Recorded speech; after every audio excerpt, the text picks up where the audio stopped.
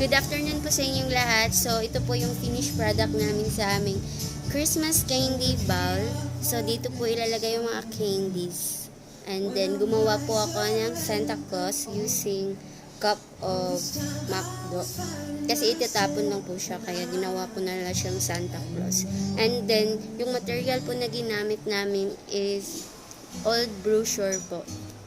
So, marami po kasi kaming old brochure sa bahay. Tapos, sayang kung itatapon lang. Kaya, ginawa ko na lang po siyang ganito. Candy bowl. So, ipapakita ko po sa inyo kung paano namin ginawa. And 3, 2, 1...